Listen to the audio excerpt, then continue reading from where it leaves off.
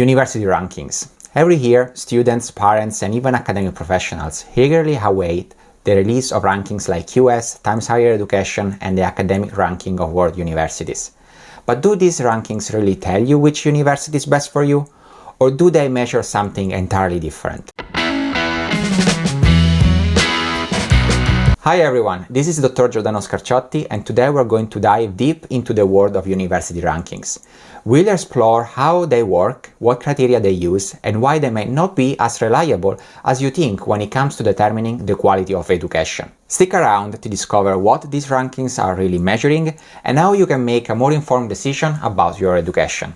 Let's start with a brief historical overview. University rankings emerged as a tool to help prospective students and academic professionals compare institutions globally. With the increase of globalization of education, rankings became a way to provide a standardized measure of performance. The QS World University Ranking were first established in 2004 by Quacquarelli-Symonds, a UK-based company specializing in education and study abroad. THE, or Times Higher Education, initially partnered with QS but started publishing its own ranking in 2010. Finally, we have the ARWU, the Academic Ranking of World Universities, which is often called simply Shanghai Ranking. It was developed by Shanghai Jiao Tong University in 2003. Each of these rankings has its own methodology, and while they might seem similar at first glance, the differences are significant. Understanding these methodologies is key to grasping what these rankings really measure, and most importantly, what they don't.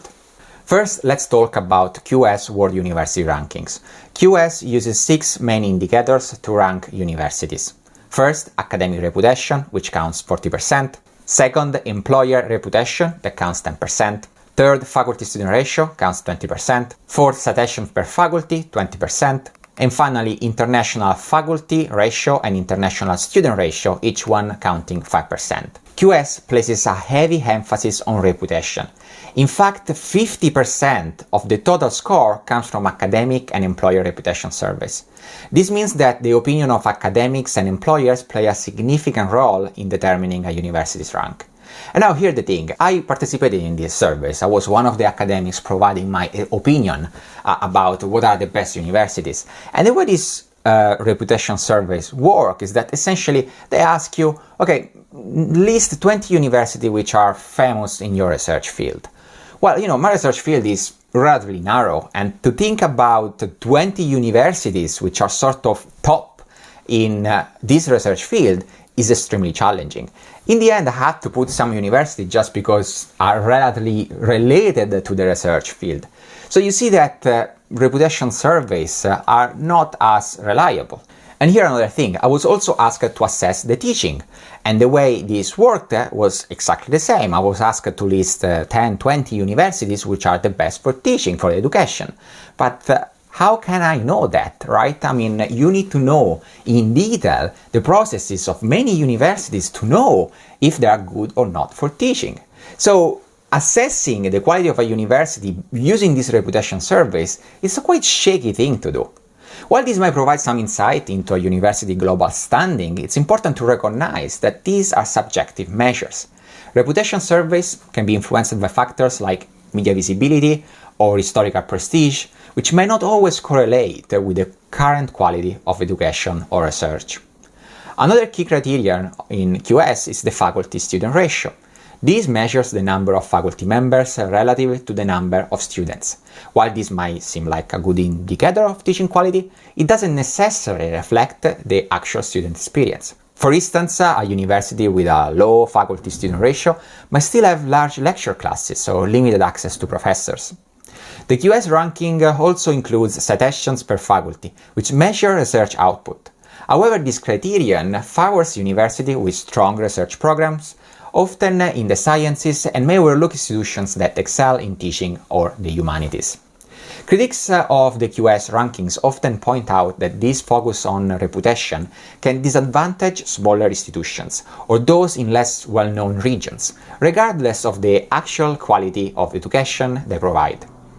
Additionally, the emphasis on international faculty and student ratios can sometimes lead universities to prioritize these factors over the quality of education or research output. So while QS rankings can give you an idea of a university reputation and research output, they don't necessarily tell you much about the quality of education or the student experience. Next, let's talk about the Times Higher Education World University Rankings. I will just call it the Times for short. The Times uses 5 main categories, further divided in 13 performance indicators. I will just indicate the 5 main categories. They look at teaching, that counts about 30%, research counts another about 30%, citations about 30%, then they assess international outlook, which includes a percentage of international students, international staff, international collaborations, and finally they have a 2.5% which is industry income, and essentially indicates the ability of a university to attract funding from businesses. Now, the Times rankings are often praised for their more comprehensive approach, particularly with their emphasis on teaching, which includes not just reputation, but also metrics like staff to student ratio and the proportion of PhD students. However, like QS, the Times relies a lot on reputation surveys. I think about 15-20% of the teaching and 15-20% of the research are actually assessed via reputation surveys. And so also this is a point of criticism for these rankings. The International Outlook criterion, which includes the proportion of international students and faculty, again skew rankings in favor of larger, more globally connected institutions. While international diversity is valuable, of course, it doesn't always equate to better educational quality. Finally, industry income counts just 2.5%, but still it favorites larger universities which have strong ties with industry, and favors STEM universities. And so universities which are in humanities or university that focuses on education rather than research don't get points for this category. Ultimately, the Times rankings are heavily influenced by research output and reputation, which may not align with what a student is looking for in a university experience. Finally, we have the Academic Ranking of World Universities, or ARWU, often referred simply as Shanghai Ranking.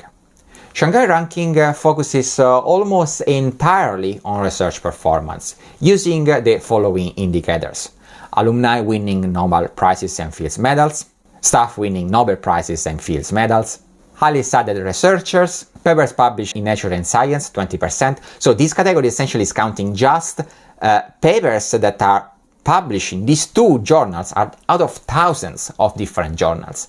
And if you are someone working in philosophy, you're not going to publish in Nature or Science because these simply are not your journals. And this is true also for engineers. The majority of engineers do not actually publish in Nature and Science. Fifth, we have papers indexed in major selection indices. And finally, we have a per capita academic performance. This is a per capita measure of academic performance considering the size of the institution. Now, the Shanghai rankings methodology, as you can see, it's heavily weighted towards research output and academic accolades. Critics argue that this ranking heavy emphasis on research performance, particularly in the natural sciences, disadvantages institutions that excel in the humanities or social sciences. While these criteria may make sense for evaluating research-intensive universities, they don't provide much insight into the quality of undergraduate education, student support, or campus life. In fact, many smaller teaching-focused universities don't even appear on the Shanghai rankings. If you are interested in cutting-edge research or a career in academia, the Shanghai ranking may be a useful tool. But if you are more focused on the overall student experience, this ranking may not be as relevant. Now that we have looked at the methodologies of QS, the Times, and the Shanghai ranking, and we also criticized each one of these, let's now talk about some common criticisms of university rankings in general. These rankings are often seen as a measure of quality, but in reality, they have significant limitations. One major criticism is that rankings are biased towards research.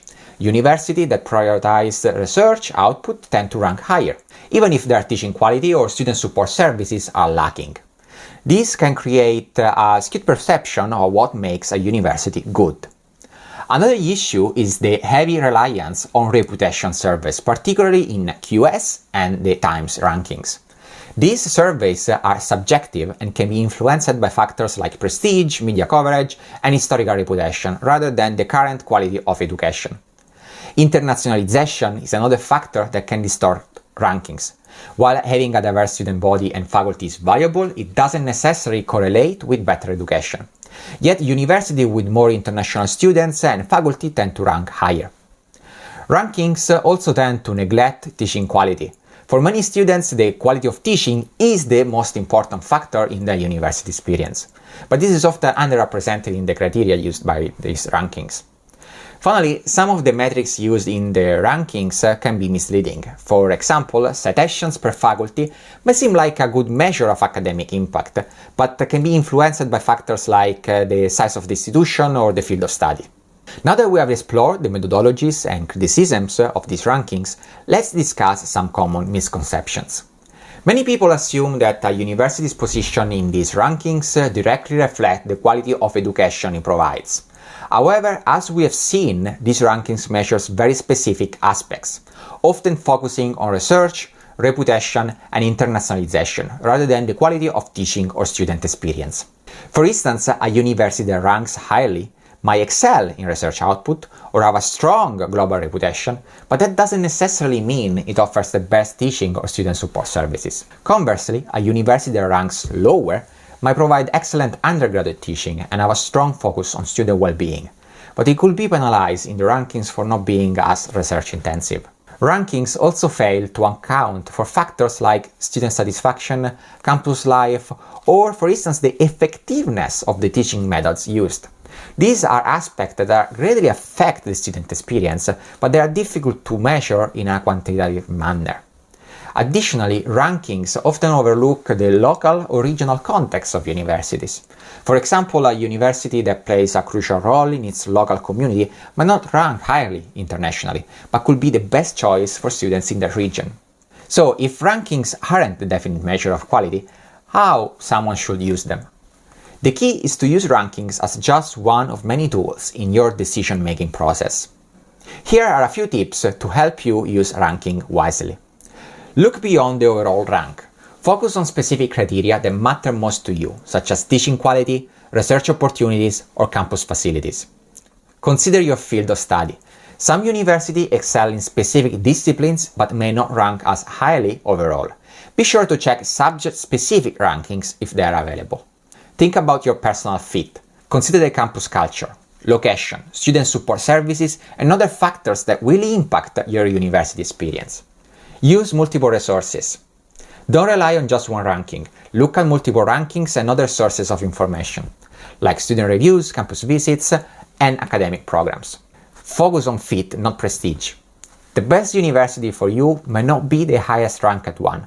Focus on finding a place where you will thrive academically, socially, and personally. Remember, university rankings are a tool, not a definite guide. They can provide valuable information, but they don't tell the whole story. By understanding their limitations and using them wisely, you can make a more informed decision about your education. The best university for you is the one that aligns with your personal academic goals, not necessarily the one with the highest ranking. To wrap up, university rankings like QS, The Times, and Shanghai Ranking offer insights into certain aspects of higher education, particularly in terms of research output and global reputation. However, they often miss out on capturing the full picture of what makes a university great, especially from a student perspective. So the next time you look at a university ranking, remember to dig deeper. Understand what the rankings are really measuring and how they align with what you're looking for in your educational journey. Thanks for watching. If you learned something new today, be sure to like, share, and subscribe. And if you have any questions or thoughts, feel free to leave them in the comments below. Keep learning, stay critical, and stay curious.